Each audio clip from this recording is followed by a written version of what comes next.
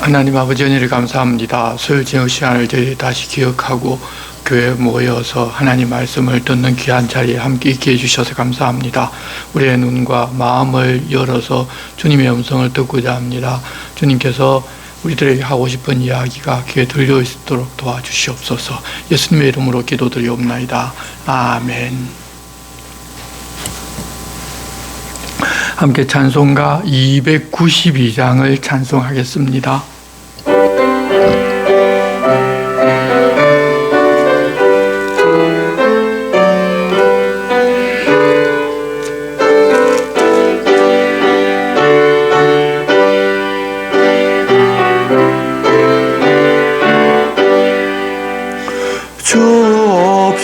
살 수 없네 죄인의 구주여 그 귀한 보배 피로 날 구속하소서 구주의 사랑으로 홀리신 보혈이 내 소망 나의 위로 내 영광 됩니다. 주 없이 살 수 없네 나 혼자 못 서리 힘없고 부족하며 지혜도 없도다.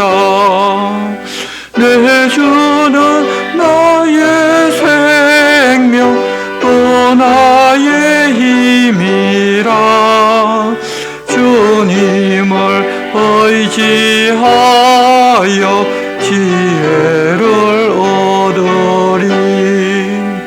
주 없이 살 수 없네 내 주는 아신다.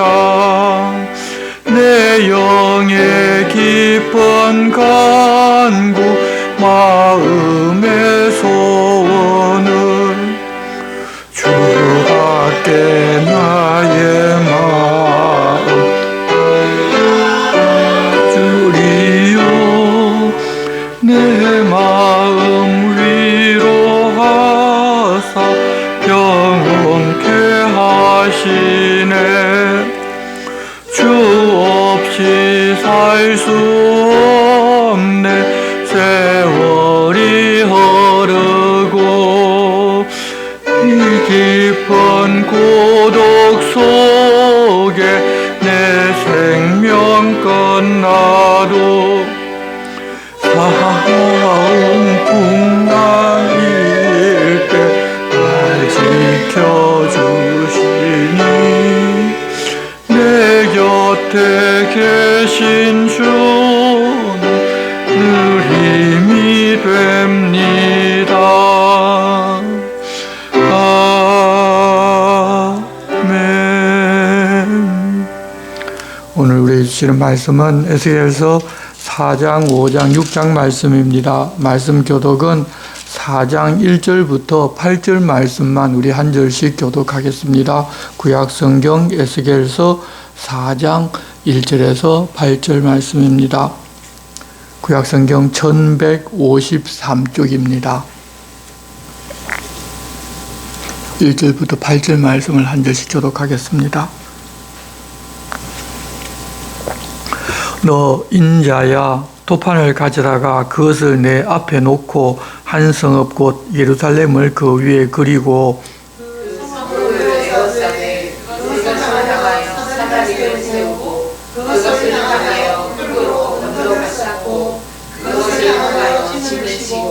그것을 향하여 공성들을 불러 세우고 또 철판을 가져다가 너와 성읍 사이에 두어 철벽을 삼고 성을 포위하는 것처럼 에워싸라.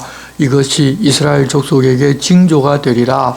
너는 또 왼쪽으로 누워 이스라엘 족속의 죄악을 짊어지되 내가 묻는 날수대로 그 죄악을 담당할지니라. 내가 그들의 범죄한 횟수대로 내게 날수를 정하였나니 곧 390일이니라. 너는 이렇게 이스라엘 족속의 죄악을 담당하고 그 수가 차거든 너는 오른쪽으로 누워 유다 족속의 죄악을 담당하라. 내가 네게 40일을 정하였나니 하루가 1년이라. 너는 또 내 얼굴을 에워싸인 예루살렘 쪽으로 향하고 팔을 걷어 올리고 예언하라. 내가 줄로 너를 꾸미리니 내가 에워싸는 날이 끝나기까지 몸을 이리저리 돌리지 못하리라. 아멘. 에스겔서를 우리가 보기 시작하였는데 두 주간을 건너뛰어서 지난 이야기를 먼저 정리해 보도록 하겠습니다. 에스겔은 제2차 포로로 청년 때 바벨론에 붙잡혀 갔습니다.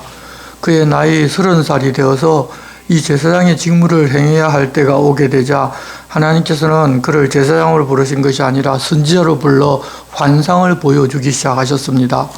가장 먼저 그에게 보여주신 것은 하나님을 보좌하고 있는 천사의 위엄에 찬 그런 모습이었습니다. 그리고 하나님 보좌의 영광도 보여주셨습니다.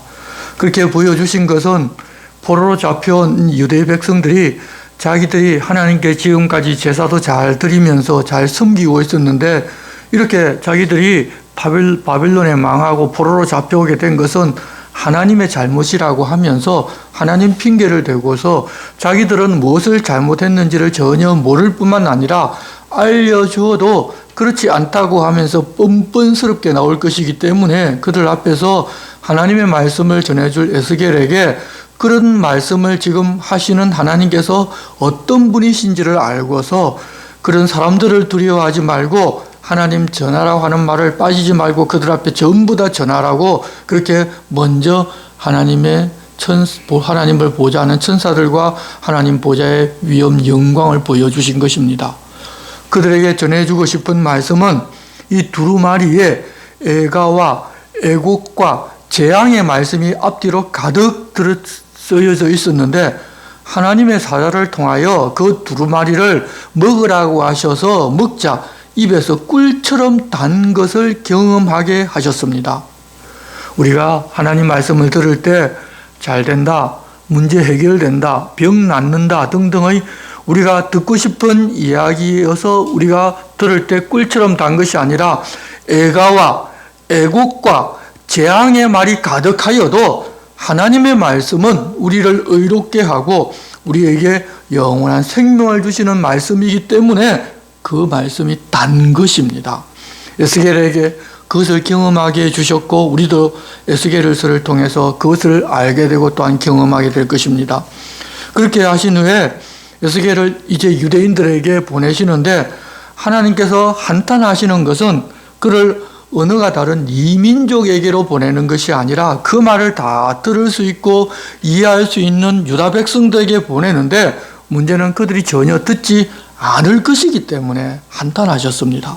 차라리 말이 전혀 다른 이민족들에게로 보내면 그들은 듣고서 깨닫고 회개할 것인데 자기 백성들은 그러지를 아니하고 오히려 적대할 것이니까 에스겔의 얼굴이 이제는 철판이 되게 해서 그들이 거역해도 겁을 내지 말고 어떻게든 하나님 전하라고 하신 그 말씀은 전하라고 하셨습니다. 그렇게 전하지 않으면 그들은 하나님께서 자기들에게 말도 한 번 안 하고 자기들에게 그렇게 해버리셨다고 나설 사람들입니다. 그래서 그들이 듣든지 아니 듣든지 간에 할 말을 하는 파수꾼으로 이 에스겔을 부르셨다는 것입니다. 그러시면서 성령께서 에스겔의 머리채를 붙들어 잡아 올려서 다른 곳으로 데리고 가시자 분이 막 가득 차게 되었는데 성령께서 그의 마음을 다독여서 그 마음이 풀어지게 해 주셨습니다.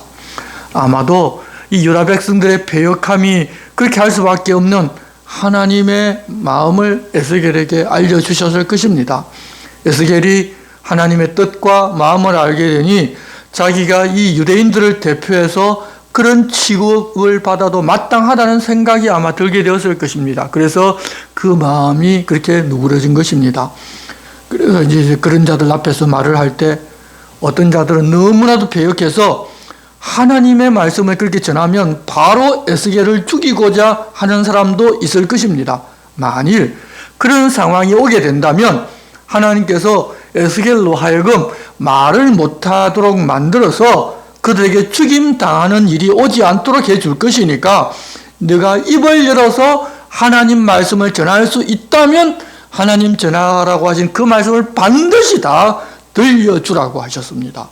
듣고 살 사람은 말씀대로 행하여 살 것이지만 죽을 사람들은 들었지만 순종하지 않아서 죽을 것입니다. 그런데 에스겔이 그렇게 말을 전하는 파수꾼의 사명을 받았는데 전하지 않아서 죽게 되면 에스겔이 책임을 져야 하고 전했는데도 자기의 길을 돌이키지를 않고 불순종해서 죽었다면 그것은 본인의 책임이라고 하시면서 전해야 할 말은 반드시 전하라고 또 그렇게 부탁하셨습니다.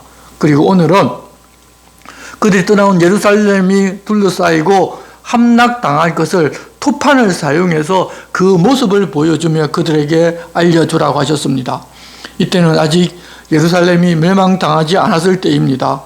포로로 잡혀온 그들은 예루살렘에서 전해오는 거짓 선지자들의 말을 믿고서 곧 바벨론이 패망하고 자기들은 예루살렘으로 돌아갈 것이라는 희망을 품고 있었습니다. 그렇지만 그게 아니라는 것입니다. 하나님께서는 에스겔에게 예루살렘 성이 무너지는 모습을 토판으로 만들어 보여주시면서 그 사실을 알려주라고 하셨습니다. 바벨론에서 70년을 지내라고 결정하셨다는 것을 에레미야를 통해서 이미 알려주셨지만 자기들이 듣고 싶지를 않기 때문에 듣지 아니하고 곧 돌아가게 해주신다는 거짓 선지자의 말을 더 믿고 있는 상황이었기 때문입니다. 그래서 우리가 오늘 말씀 보면 1절입니다.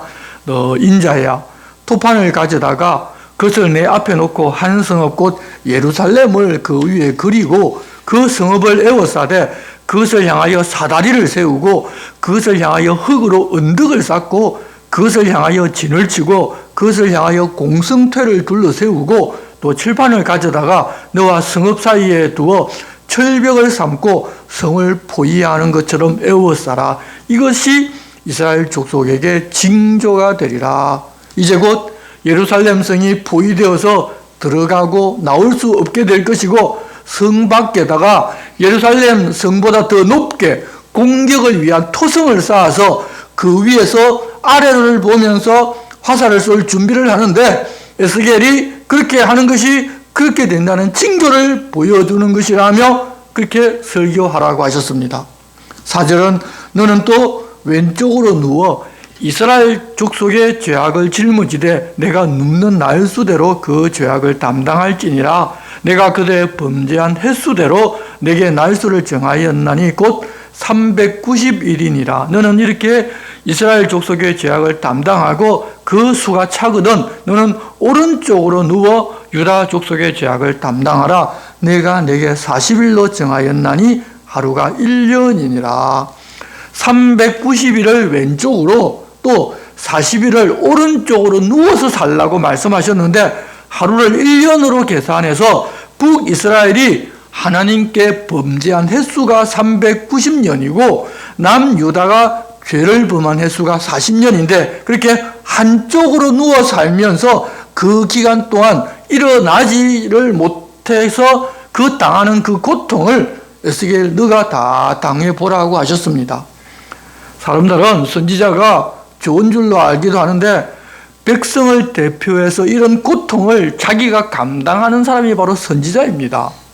선지자는 대접받는 사람이 아니라 하나님의 아픔을 먼저 자기가 경험하고 그 하나님의 아픈 마음을 그들에게 전하고 또 자기가 자기 백성을 대표해서 먼저 고통당하는 자리에 있는 것이 바로 선지자입니다. 이 땅에서 자기에게 하나님의 말씀이 임하셨다고 하면서 선지자 노릇하면서 믿는 사람들 위에 군림하고자 하는 자들은 전부 거짓 선지자들입니다. 지금도 하나님께서 어떤 계시를 알려주셨다고 유튜브나 어디에 막 이런저런 이야기를 하면서 자기가 신령한 척 하는 사람이 있는데 전부 다 거짓말쟁이들입니다. 예전부터 지금까지 그 사실은 전혀 변하지를 않았습니다. 7절, 너는 또 내 얼굴을 에워싸인 예루살렘 쪽으로 향하여 팔을 걷어 올리고 예언하라. 팔을 걷어 올린다는 것은 열심히 일한다는 의미이고 곧 하나님께서 그곳을 전쟁을 시작하신다는 이야기입니다. 이제 곧 하나님 하신 이 모든 일이 다 시작되고 하나님께서 그 일을 열심히 이루실 것임을 보여주면서 예언을 하라는 것입니다.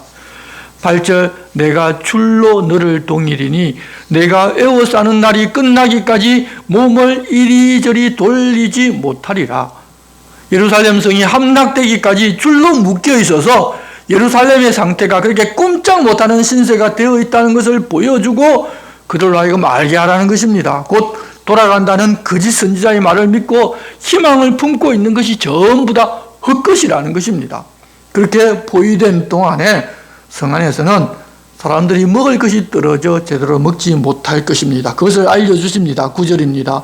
너는 밀과 보리와 콩과 팥과 조와 귀리를 가져다가 한 그릇에 담고 너를 위하여 떡을 만들어 내가 옆으로 눕는 날 수 곧 390일 동안 먹되 너는 음식물을 달아서 하루 20세겔씩 때를 따라 먹고 물도 6분의 1 흰씩 되어서 때를 따라 마시라. 누워 사는 기간이 거의 430일, 1년 6개월인데 그렇게 긴 기간 동안에 하루에 250g의 음식을 먹는데 좋은 밀가루로 빵을 만들어 먹는 것이 아니라 거친 곡물을 전부 다 섞어서 빵을 구워서 먹고 또 더운 날이 있음에도 불구하고 물 약 600cc 정도만 누워서 먹고 누워서 마시라고 하셨습니다. 극심한 기근에 시달린다는 표현입니다. 그뿐만 아니라 그렇게 입에 거친 빵을 구울 때에도 사람의 변을 말려서 그것으로 빵을 구워 먹으라고 말씀하셨습니다. 한마디로 목숨을 겨우 연명하는 죽는 것보다 못한 그런 삶을 살게 되는데 그렇게 사는 것은 그동안 이스라엘 백성들이 먹고 마시는 것이 정결하지 못하고 더럽혀진 것을 먹고 마셨기 때문에 그들이 원하는 것이 그것이라면 앞으로 그들을 온 세상에 다 내쫓아서 그렇게 부정한 뜻을 실컷 먹게 해 주신다는 것을 보여주라는 것입니다. 앞으로 포로로 끌려가 노예로 살면서 다른 신들에게 바쳐진 더러운 재물을 그들이 먹고 살 수밖에 없게 될 것입니다. 그래서 에스겔이 하나님께서 그렇게 말씀하시면 내가 순종해야 옳지만 지금까지 자기는 정결한 음식만 먹고 살아왔는데 그렇게 인불을 말려서 풀을 피워서 그것에 빵을 구워서는 먹지를 못하겠다고 합니다.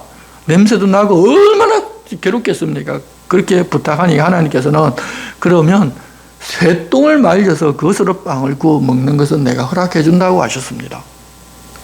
16절입니다. 그리고 또 내게 이르시되 인자야 내가 예루살렘에서 의뢰하는 양식을 끊으리니 백성이 근심 중에 떡을 달아 먹고 두려워 떨며 물을 되어 마시다가 떡과 물이 부족하여 피차에 두려워하여 떨며 그 죄악 중에서 쇠폐하리라.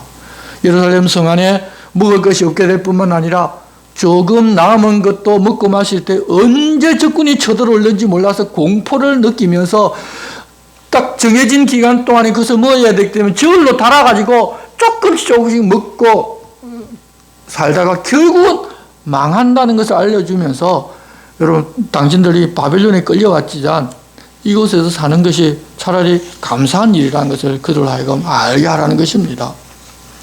이제 5장에서도 그들 앞으로 어떻게 될지 에스겔이 하는 행동으로 징조가 되게 보여주면서 그들에게 말씀을 전해주라고 하셨습니다.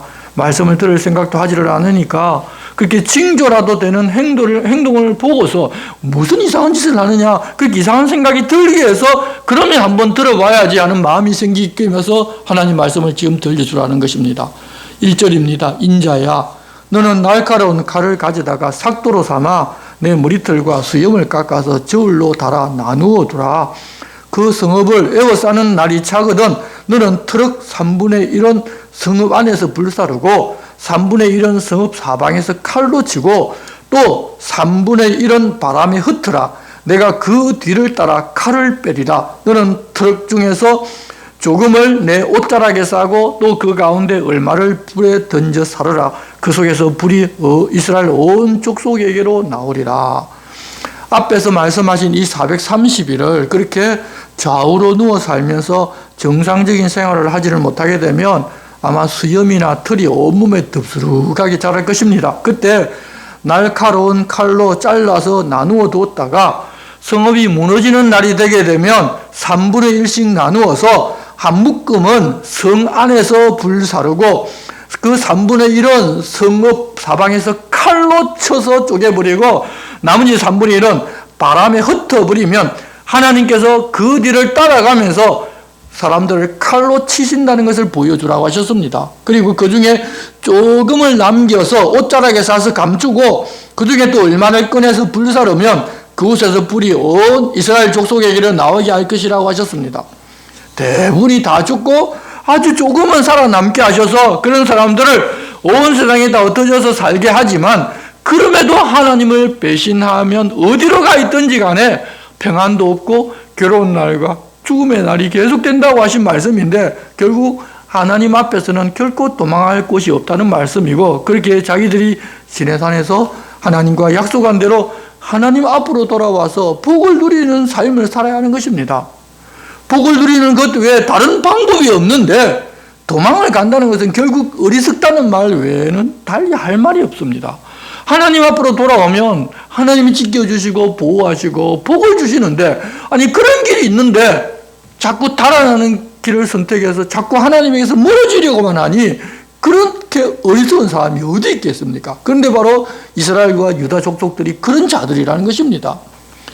5절에서 주 여호와께서 이와 같이 이르시되 이것이 곧 예루살렘이라. 내가 그를 이방인 가운데 두어 나라들이 둘러 있게 하였거늘. 이렇게 되는 것이 예루살렘인데 그 예루살렘을 이방인 가운데 두어서 나라들 사이에 있게 하셨다는 것입니다. 왜 그랬냐면 예루살렘이 어떤 곳인가 하면 이방인들 가운데 딱 두고서 이방인들이 아주 잘 보일 수 있게 하신 곳이라는 이야기입니다. 그곳은 사실 세상의 눈으로 보면 척박한 땅이기는 하지만 그곳에 사는 백성들이 하나님과의 약속을 잘 지켜서 살면 하나님께서는 세상 사람들은 상상하지 못하는 복을 받아 누리게 해주십니다. 비도 딱 적당한데 적당한 만큼 와가지고 항상 그곳에는 풍년이 있게 해주십니다. 그러면 도대체 아니 저런 땅에 살면서도 아니 자기 백성들로 하여금 복을 받아 누리게 하는 여호와라 이름하는 하나님이 어떤 그들이 섬기는 하나님이 어떤 분이신지를 다들 알고 싶으실 것입니다. 그때 이스라엘은 자기들의 하나님 여호와가 어떤 분이라는 것을 온 세상 이방인들에게 소개하라는 것입니다.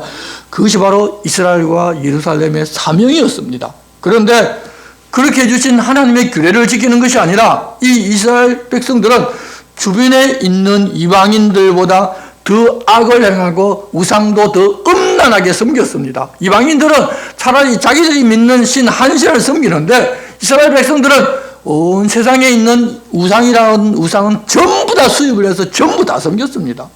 차라리 한 이방인의 규례라도 지키면 당시 그들의 삶보다는 나았을 것이라고 하나님 한탄하십니다. 여러분, 하나님의 백성들이 하나님의 규례를 저버리고 하나님을 떠나가면 이방인들보다 더 악해집니다. 예수 믿는다고 말하면서도 하나님 말씀을 버리고 자기 소견에 옳은 대로 사는 사람들은 주변 이방인들보다 더 악하게 살아갑니다. 우리도 그것을 지금 보고 살고 있지 않습니까? 그런 사람들 생각보다 많지 않습니까? 8절입니다. 그러므로 나 주 여호와가 말하노라. 나하고 내가 너를 치며 이방인의 목전에서 너에게 벌을 내리되 내 모든 가정한 일로 말미암아 내가 전무후무하게 내게 내릴지라. 레위기서 신명기서에서 약속하신 대로 이방 우상을 섬기는 사람들은 절대 당하지도 않는 전무후무한 벌을 그들에게 내려준다는 것입니다. 하나님 말씀에 순종해서 복을 받아도 이방인들은 경험해보지 못한 그런 복을 받는 것이고 하나님을 거역해서 하나님을 떠나 벌을 받을 때에도 이방인들은 상상도 해보지 못하는 벌을 받기로 약속한 사람들이 바로 이스라엘 백성들입니다. 그 내용이 바로 레위기서와 신명기서에 있습니다. 그래서 그것을 보여주겠다는 것입니다. 그래서 이렇게 될 것이라고 하십니다. 10절 그리한 적 내 가운데서 아버지가 아들을 잡아먹고 아들이 그 아버지를 잡아먹으리라. 내가 벌을 내게 내리고 너희 중에 남은 자를 다 사방에 흩으리라. 기근이 얼마나 심하면 자식을 잡아먹고 자식이 아버지를 잡아먹겠습니까? 여러분, 이스라엘 외에 다른 나라에서 이런 일이 벌어졌다는 것은 들어본 적이 없는데 이스라엘에는 아주 여러 번 이런 일들이 있었습니다. 11절 그러므로 나 주 여호와가 말하노라. 내가 나의 삶을 두고 맹세하노니 내가 모든 미운 물건과 모든 가정한 일로 내 성소를 더럽혔은즉 나도 너를 아끼지 아니하며 긍휼을 베풀지 아니하고 미약하게 하리니 너희 가운데서 3분의 1은 전염병으로 죽으며 기근으로 멸망할 것이요 3분의 1은 너희 사방에서 칼에 엎드러질 것이며 3분의 1은 내가 사방에 흩어버리고 또 그 뒤를 따라가며 칼을 빼리라. 하나님께서 맹세하시면서까지 처절하게 그들을 미약하게 할 것인데 앞에서 말씀하신 바와 같이 3분의 1씩 나누어서 다른 방법으로 그들을 다 죽여버리시겠다는 것입니다. 13절 이와 같이 내 노가 다한적 그들을 향한 분이 풀려서 내 마음이 가라앉으리라. 예루살렘이 그렇게 멸망당하고 유대인들이 그렇게 대운다 칼에 죽고 전염병에 죽고 기근에 죽고 또 바람이 날리듯 그렇게 죽고 나면 그때 하나님 속이 시원해지겠다는 이야기입니다. 그들이 얼마나 하나님 속을 뒤집어 놓으셨기에 도대체 그렇게 해야 하나님이 겨우 마음이 시원하겠다는 그런 말씀을 하실까 생각해 보시기 바랍니다. 그때 네 분이 그들에게 다한적 나 여호와가 열심으로 말한 줄을 그들이 알리라. 지금까지 하나님께서 너희들이 내 말을 지키지 않으면 그렇게 된다고 그렇게 하나님 말씀해 오셨고 선지자를 보내서 또 말씀하셨고 그 결과가 이렇게 나타나고 나면 그때서야 하나님 지금까지 우리에게 하셨던 말씀이 진실이구나 진리구나 사실이구나를 비로소 알게 되고 이렇게 이 일을 행하신 분은 바로 하나님이시구나를 알게 된다는 것입니다. 그러기 전에 돌아서면 그렇게 하지 아니하시려고 하나님 마음을 다잡고 또 다잡고 선제를 보내고 또 보내어서 기회를 주셨는데 그런 기회를 전부 다 차버렸기 때문에 하나님의 불붙는 질투가 진노의 불을 붙여서 그들을 그렇게 해버리십니다.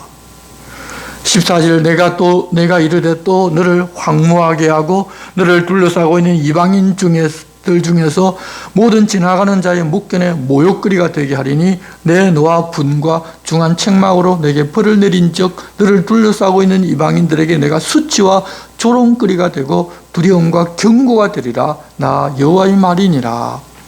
지나가는 사람들이 예루살렘이 그렇게 다 파괴되고 유대인들이 그렇게 자기 하나님 지켜주신다고 했는데 다 죽는 것을 보고서 뭐라고 이야기하면 자기들이 섬기는 신을 섬기지 않고 다른 우상을 수입해서 섬기다가 이렇게 되었다고 하면서 혀를 끌끌 차면서 그들을 조롱하고 그들을 무시한다는 것입니다. 적어도 우상을 섬기는 이방인들은 그렇게 우상이 아무 소용도 없는 존재인데도 불구하고 그 우상이 주는 교훈을 지키고 그거를 섬기고 배신하지를 않는데 이스라엘 백성들은 유일하신 하나님을 섬기면서도 그 하나님을 배신하고 그 교훈을 따르지 않았기에 그렇게 되는 것임을 이방 우상을 섬기는 사람들은 다 압니다. 그런데 여호와 하나님의 백성들은 그 사실을 전혀 모릅니다. 그래서 그들로 하여금 무시를 당하면서 그 혀를 끌끌 차는 그런 경험을 당하게 해주겠다고 이야기하신 것입니다. 16절 다시 반복합니다. 내가 멸망하게 하는 기근의 독한 화살을 너에게 보내되 기근을 더하여 너희가 의뢰하는 양식을 끊을 것이라. 내가 기근과 사나운 짐승을 너희에게 보내 외롭게 하고 너희 가운데 전염병과 사륙이 일어나게 하고 또 칼이 너희에게 임하게 하리라. 나 여호와의 말이니라.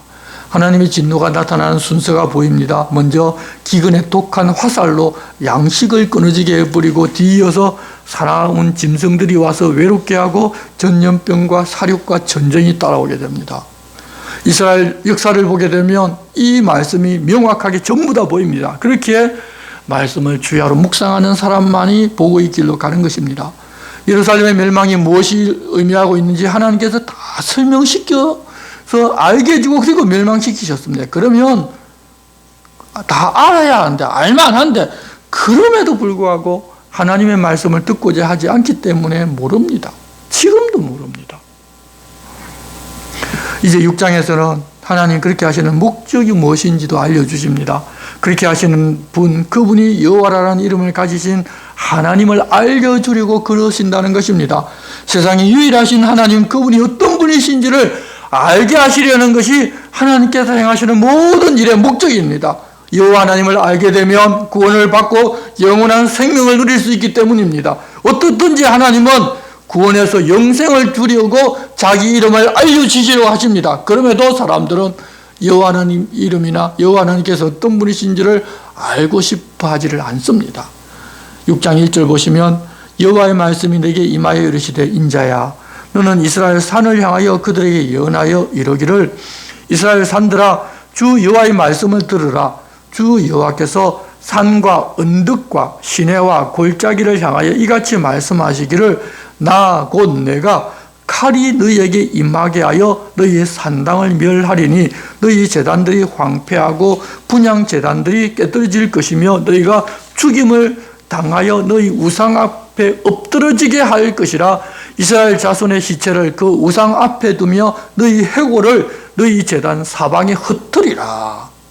하나님께서 지금 산들을 향하여 예언하라고 하시는데 왜 그러시는가 하면 그곳에 우상의 산당들이 있었기 때문입니다. 우상을 섬기는 사람들은 이렇게 높은 곳, 신비한 기운이 감도는 그런 곳에 산당을 만들어 놓고 우상을 섬겼는데 그 모습을 본 유대인들도 하나님의 성전을 버리고 그들처럼 산당에 올라가서 제사를 드렸습니다. 그렇게 그것들을 향하여 파괴를 선포하고 그곳에서 제사하는 사람들에 대하여 멸망을 선포하라고 하셨습니다. 그 산당들이 다 파괴가 되고 그곳에서 우상을 섬기던 사람들도 죽어서는 자기들이 섬기던 그 우상 앞에 엎드러져 영원토록 그 우상 앞에 우상을 섬기면서 그렇게 있으라는 것입니다.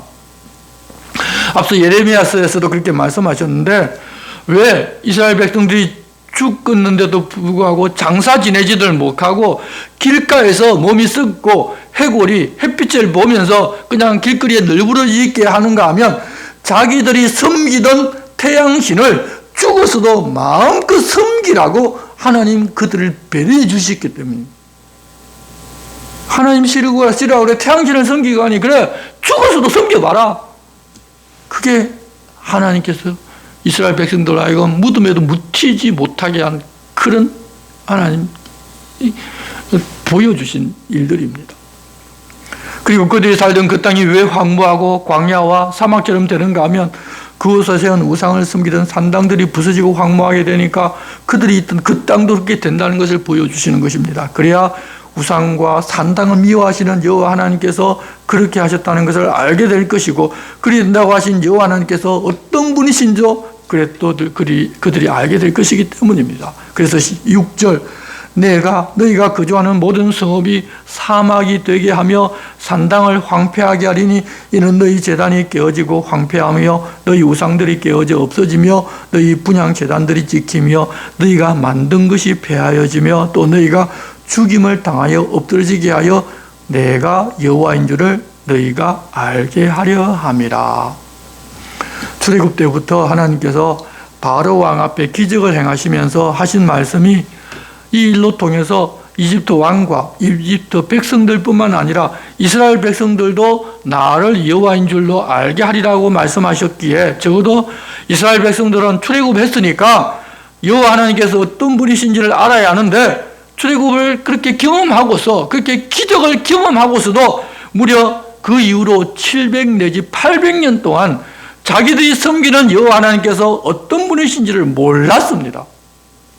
그러니까 우상을 섬기는 사람들처럼 지극정성으로 제사를 드리면 삶은 어떠하든지 다 되고 재물만 갖다 제사만 드리면 되는 줄로 생각하고서 살았습니다. 그러다 보니 지금 나라가 망하는 이 시점에 하나님께서 그들과 레위기 신명기서에서 약속한 그대로 하셔서 이렇게 하시는 분이 자신들과 약속하신 여호와 하나님을 알게 하려고 그러신다는 것입니다. 그런데 그럼에도 다 멸망시키는 것이 아니라 남아있는 자가 있게 해주시겠다고 또 말씀하십니다. 8절 보시면 그러나 너희가 여러 나라에 흩어질 때 내가 너희 중에서 칼을 피하여 이방인들 중에 살아남은 자가 있게 할지라 너희 중에서 살아남은 자가 사로잡혀 이방인들 중에 있어서 나를 기억하되 그들이 엄란한 마음으로 나를 떠나고 엄란한 눈으로 우상을 섬겨 나를 근심하게 한 것을 기억하고 스스로 한탄하리니 이는 그 모든 가정한 일로 악을 행하였음이라. 그때야 그들이 나를 여호와인 줄 알리라. 내가 이런 재앙을 그들에게 내리겠다 한 말이 헛되지 아니하니라. 백성들이 자신과 한 약속을 어긴 것에 대하여 약속한 대로 화가 임하게 하시지만 그들 중에 얼마를 살려서 이방인 중에서 살게 하시는데 살아남은 자들 중에서 자기들이 당하는 그 일들을 보고서 성경을 다시 펼쳐보고 하나님께서 뭐라고 말씀하셨고 자기들과 자기 조상들이 무엇을 잘못했는지를 깨닫고서 이런 재앙은 신명기서에 나오는 그 하나님 약속에 따라 임한 것인지를 알고 돌아서는 사람이 있을 것인데, 자, 그러면 이렇게 한 모든 것이 헛되지 않은 것이 아니냐고 하면서 그렇게 하고자 하나님께서 이 재앙을 그들에게 임하게 하셨다는 것입니다. 이렇게까지라도 해서 한 사람이라도 여호와 하나님을 알 사람에게 알려주기 위해서 하나님 그렇게 일하시는 것입니다. 그래서 우리도 여호와를 힘써 알아야 합니다. 이제는 에스겔에게 손뼉을 치면서 발을 동동 구르면서 하나님 말씀을 전하라고 합니다. 그들의 주의를 환기시키고, 아니 저 제사장 출신의 에스겔이라는 사람이 아니 미친 것처럼 하면서 무슨 말을 하나 궁금해서 들어보자고 할까봐 그래 보라는 것입니다. 얼마나 하나님 말씀을 듣고 싶어 하지 않으면 에스겔이 미친 척 하면서 막 미친 사람이 하는 것처럼 해서 그러면서 사람들이 몰려들면 그때 하나님 말씀을 전해달라는 것입니다. 11절입니다. 주 여호와께서 이같이 이르시되 너는 손뼉을 치고 발을 구르며 말할지어다. 오라, 이스라엘 족속이 모든 가정한 악을 행함으로 마침내 칼과 기근과 전염병에 망하되 먼데 있는 자는 전염병에 죽고 가까운 데 있는 자는 칼에 엎드러지고 남아있어 에워싸인 자는 기근에 죽으리라. 이같이 내 진노를 그들에게 이룬즉 그 죽임당한 시체들이 그 우상들 사이에 제단 사방에 각 높은 고개 위에 모든 산 꼭대기에 모든 푸른 나무 아래에 무성한 상수리 나무 아래 곧 그 우상에게 분향하던 곳에 있으리니 내가 여호와인 줄을 너희가 알리라. 내가 내 손을 그들의 위에 펴서 그가 사는 온 땅 곧 광야에서부터 디블라까지 황량하고 황폐하게 하리니 내가 여호와인 줄을 그들이 알리라. 하나님께서 성경에 기록된 그들과 약속한 그대로 그런 일이 일어나게 하면 그때야 비로소 그렇게 하신 분이 여호와 하나님이신 줄 알게 된다는 것입니다. 그것을 알려주려고 하나님이 그렇게 하신다는 것입니다. 당시 예루살렘에서도 예레미야가 똑같은 말씀을 백성들에게 전해주었습니다. 그래서 예레미야가 하신 말씀과 에스겔이 한 사람은 예루살렘에 있고 한 사람은 바빌론에 있는데 하나님 하신 말씀이 동일하고 또 말씀하신 것은 자기들과 약속의 근거에서 그렇게 하신다는 사실을 깨달아 알아야 한다는 거예요. 그렇게 알게 되면 그때야 여호와 하나님께서 어떤 분이신지를 알게 된다는 것입니다. 하나님께서 그들을 사랑하시기 때문에 약속을 어겨도 오랫동안 참고 기다려 주셨습니다. 그러면 여호와 하나님께서 참고 기다려 주신다는 것을 알고 돌아서야 하는데 그들은 그러지를 않았습니다.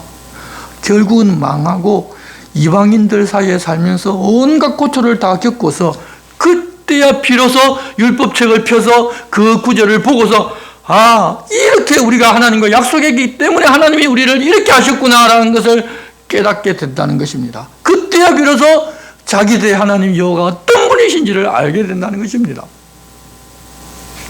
그렇게 되면 하나님께서 약속을 지키시는 분이시고 자기들에게 무엇을 원하시는지 그들도 알게 될 것입니다. 많이 사랑하기 때문에 그렇게 불순종하고 하나님을 떠나탔는데도 그저 가만두면 교만해져서 시간을 영원 무궁토록 주어도 결코 그들이 하나님을 알고 싶어 하지도 않을 것이고, 그렇게 하겠다고 약속하신 하나님은 그러면 거짓말하는 분이 되어버리십니다. 그래서 하나님께서는 그들과 약속한 그대로 그들에게 행해 주셨던 것입니다. 이제 그렇지 않고 약속하신 대로 그들이 그렇게 망하는 것도 그러면 결국 하나님을 알아서 영원한 생명을 얻으라는 하나님의 사랑의 결과입니다. 그래서 예수님께서는 그런 이야기를 다 종합해서 어떤 일이 그리 믿는 사람에게 있다 하더라도 그 모든 일이 다 합력하여 선을 이루게 하신다는 그런 말씀 우리에게 주셨습니다. 그렇다고 그렇게 망하는 길밖에 없는가 하면 그렇지 않지 않습니까? 순종해서 복을 받아 누리는 길을 하나님께서 먼저 말씀해 주셨습니다. 그 길이 앞서 있었습니다. 그 길을 선택하였더라면 이런 경험을 전혀 하지를 아니하고 지금 있는 이 하나님 나라에도 그들도 다 함께 들어와서 복을 받아 누리면서 할 것인데, 그들은 그 선택을 하지 아니하고 자기들이 멸망당하고 신명기 28장 후반부에 있는 그런 저주를 받는 그 길을 그들은 선택했습니다. 그래서 그것을 전부 다 경험합니다.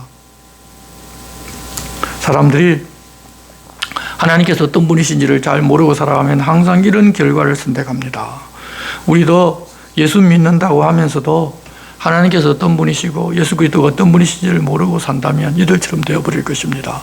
예수님께서 뭐라고 말씀하셨는지, 하나님께서 무엇이라고 말씀하셨는지는 전혀 모르고 그냥 옛날 다른 이방 종교에서 굿하고 빌 때처럼 예배드리고 뭐 헌금도 복채 내듯이 내고, 여러분 이렇게 하나님을 알고 살아나가면 하나님의 뜻과는 아무 상관없이 그냥 세상 종교의 모습으로 우리가 예수 믿는다고 하면서 살아갑니다.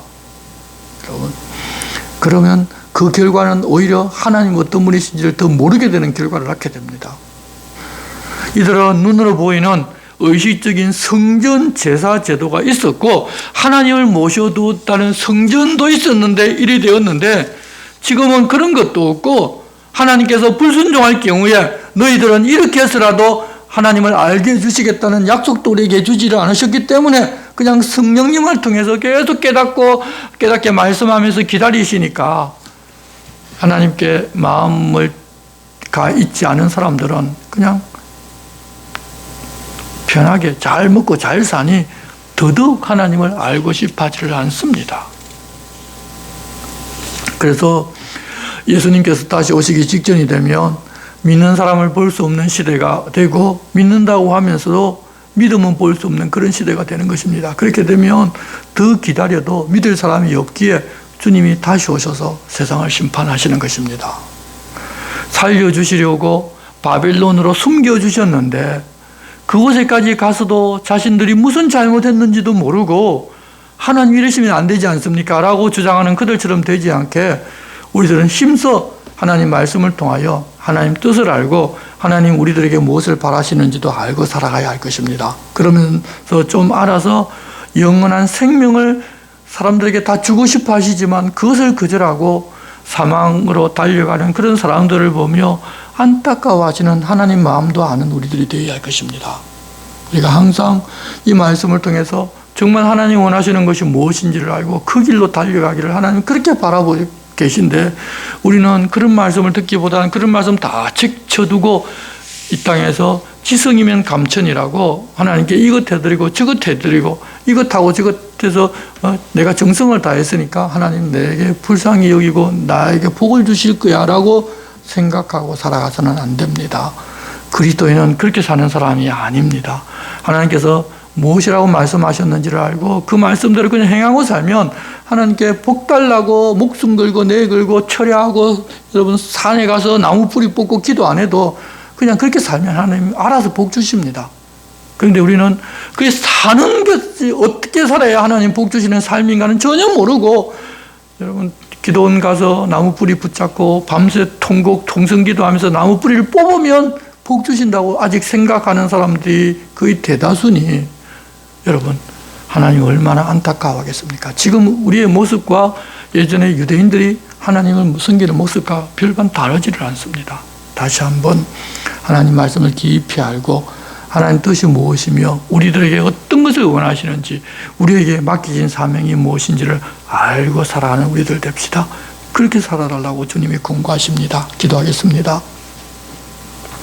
하나님 아버지, 하나님의 백성이라고 자부하던 이스라엘 백성들이 390년이라는 기간 동안 하나님의 계명과 법도를 멀리하면서 하나님의 마음을 아프게 하였는데 남유다조차도 무려 40년 동안이나 이방 사람들보다 더 악하게 살아서 하나님의 마음을 아프게 하는 것을 에스겔의 삶을 통해서 보게 하시고서는 그런 이야기를 오늘 들었습니다. 저희들도 믿는다고 하지만 하나님의 마음도 모르고 하나님 뜻도 모르고 말씀도 모르고 그저 자기 중심적으로 사는 경우가 많이 있었습니다. 다시 돌이켜서 하나님 앞에서 하나님 깊으신 뜻을 분별하며 하나님 원하신 대로 행하며 살 수 있는 저희들 되게 도와주시옵소서. 그저 지극정성을 드리면 하나님께서 복 주셔서 이 세상에서 편하고 문제 해결되고 다 잘 될 거야 라는 그런 생각을 가지는 것이 아니라 세상에 우리가 살고 있지만 하나님께서 우리의 삶을 보고 아직 하나님을 알지 못하고 믿지 못하는 사람들에게 하나님 저 사람과 저렇게 함께 하신다는 것을 보여주고자 우리를 먼저 믿게 하셨다는 사실을 알고 그 사명을 잘 감당할 수 있는 저희들 될 수 있게 도와주시옵소서. 예수님의 이름으로 기도드리옵나이다. 아멘. 우리 함께 찬송가 540장을 함께 찬송하겠습니다.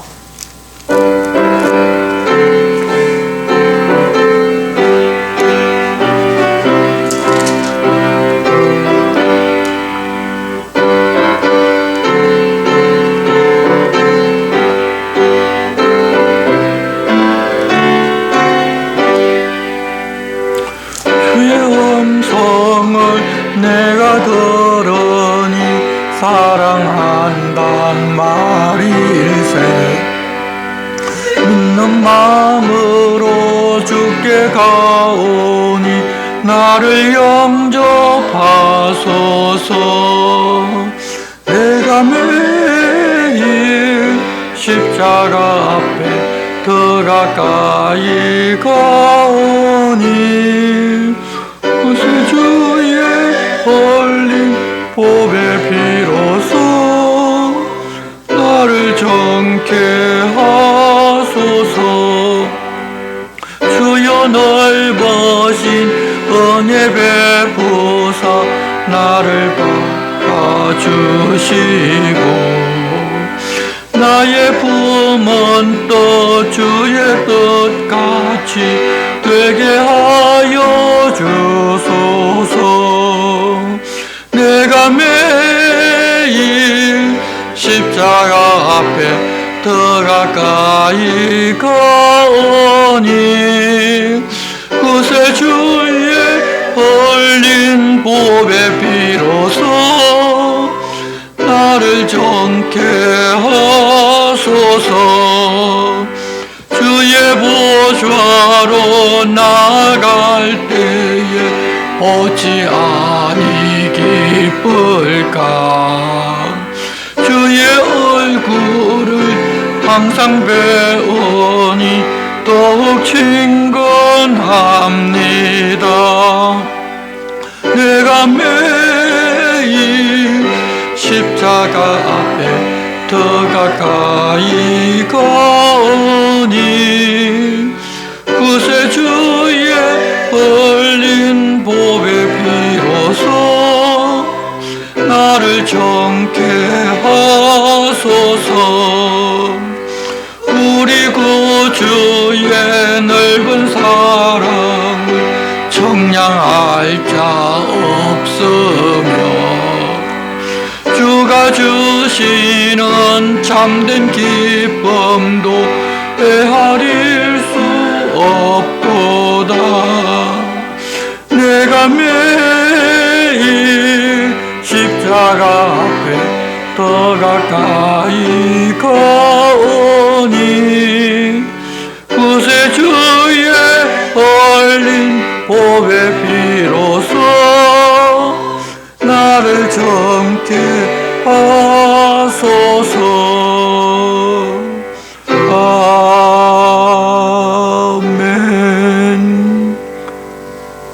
주님 가르쳐 주신 기도를 드리겠습니다. 하늘에 계신 우리 아버지, 아버지의 이름을 거룩하게 하시며 아버지의 나라가 오게 하시며 아버지의 뜻이 하늘에서와 같이 땅에서도 이루어지게 하소서. 오늘 우리에게 일용할 양식을 주시고 우리가 우리에게 잘못한 사람을 용서하여 준 것 같이 우리 죄를 용서하여 주시고 우리를 시험에 빠지지 않게 하시고 악에서 구하소서. 나라와 권능과 영광이 영원히 아버지의 것입니다. 아멘.